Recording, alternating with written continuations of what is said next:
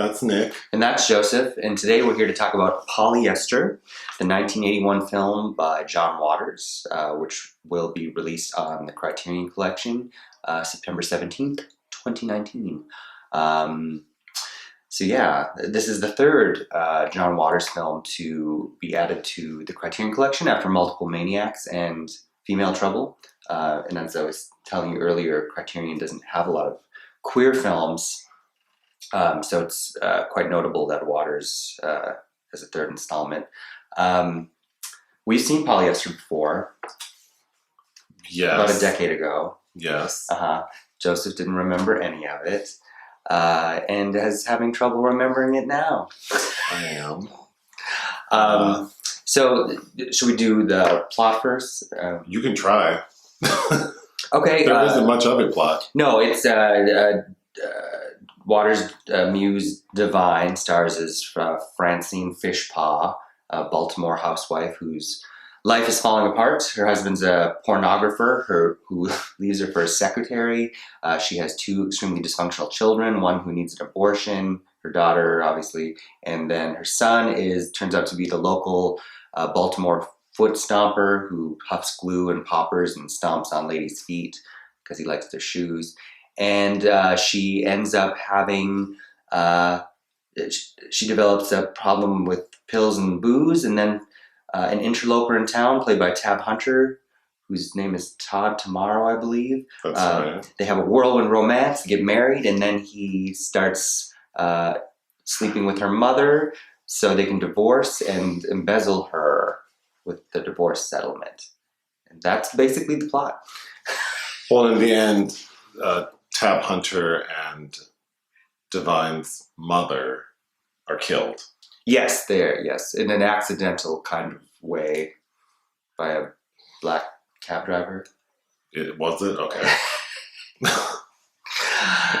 So notably, this was Waters' first studio film. It was produced by Bob Shea at New Line Cinema. Okay. So this was kind of seen. This was a way to get him off the midnight movie circuit, it did kind of work. It was considered a success. So this film had his highest working budget. Yeah, $300,000 at the time. And it's obvious, like the production quality is better than we had seen from him previously. I didn't enjoy this film as much as this is probably my least favorite John Waters film that I've seen. Okay. Sure. But only because I think it's kind of tame. It is very tame, but there's a lot of it was him trying to cast against type, because Divine for the first time is kind of a kind character instead of playing like a shrill Liz Taylor type. It's very much modeled on Douglas Sirk melodrama. So there's even a Jane Wyman way is where they live. So she's very much Jane Wyman in All That Heaven Allows and Magnificent Obsession. And then Edith Massey, who plays Cuddles, her ex-housekeeper who inherited money, is also kind of cast against type. Who's kind of, for me, the bright spot of the film. She is. Well, Edith Massey is always a special bright spot. But and Mink Stole, who's also cast against type, was the sexpot secretary. Who looks exactly like Lady Gaga. Yes, she does. Well, Lady Gaga looks like her. But. And I think in the commentary, Waters said that they're modeling her after Bo Derek in 10. From 10. But look, when she comes on screen, that looks just like Lady Gaga. Anyway, my feelings for this film are, kind of meh. However, I think John Waters as a filmmaker is very important, and I do find many of his films entertaining. And well, what's your favorite John Waters film? Oh, God. The one that's popping into my head right now is the one with Tracy Ullman. A Dirty Shame. That's his last film. You like him more than Serial Mom? Oh, well, no, then Serial Mom. Serial Mom. Serial Mom. This film feels very much like a prototype for Serial Mom with some of the familial themes. And I was thinking of all kinds of film references in this, but Straight Jacket, which is also heavily referenced in Serial Mom, comes to mind here. But as much as Sirk is what he's in dialogue with, this feels like Fassbinder doing Sirk, especially when he talks about in the commentary too about the neighbors hating the film production, so he would make the crew go and cry to the neighbors. Okay. Which Fassbender would make like his actors prostitute themselves to recoup budgets. Oh, that's right. Well, what I was going to say was I don't think it's necessary to critique the film because I think it's important, and I think all of his work is important because of who he is as a filmmaker.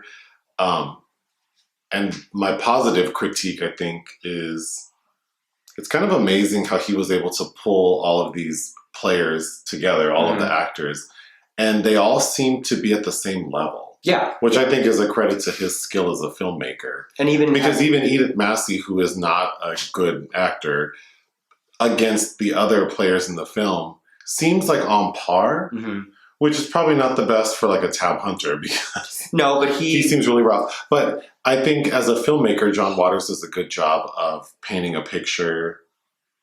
You know, like having he knows what he wants. So I think this is an important film that should be watched. Well, I just didn't think that it was very entertaining. The plot is very forgettable. Yeah. But what is memorable is its use of Odorama.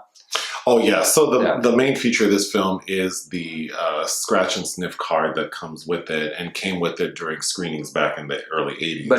But what we learned was people weren't paying. They had to pay a separate price for the Odorama cards, and they weren't paying for it. So it was kind of a loss. It was a gimmick that was a loss.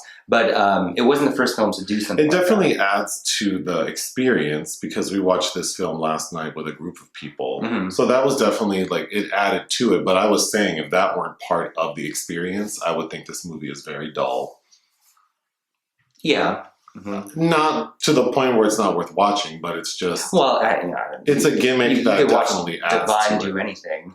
Yes, I could watch Divine do anything. So for that reason, I think I think this is a film that's worth a Criterion release, I guess. Yeah, because he's an important filmmaker. I think all of his films should be. I mean, I'm sure there are rights issues, but I'd love to see Serial Mom or Pink Flamingos. I think those are better films. Or Crybaby or Hairspray, or just all of them. Yeah, I would give this film 2 out of 5 stars. Oh, but there's some. Debbie Harry wrote the theme song for Tab Hunter to Sing, Francine, which is kind of fun. And Bill Murray is on the soundtrack as well, which we watched the whole thing and then learned that afterwards, and you can hear it, that it's him going back and watching it. The end credits, it's him singing. Yeah. Yeah. Other things I liked, there's a high-class drive-in theater playing a triple feature of Marguerite Duras. I didn't get that reference. She's a notable French author and filmmaker, but esoteric. But her films, a triple feature would be a long day. And then obviously Straight Jacket comes to mind too because it's obvious Waters has an affinity for William Castle, who he played in Feud with Jessica Lange. That's right. And the Odorama is, it recalls that gimmicky William Castle era of filmmaking, but I don't know. Yeah, it's a lot of fun, but I think we were even having trouble trying to recall today, like what moment does it end on even? But so what would you give it? I'd say 3 out of 5. It was a lot of fun. Okay. Again, but I feel like in another decade I won't remember a thing about it. But. Nope. All right. Bye. Bye.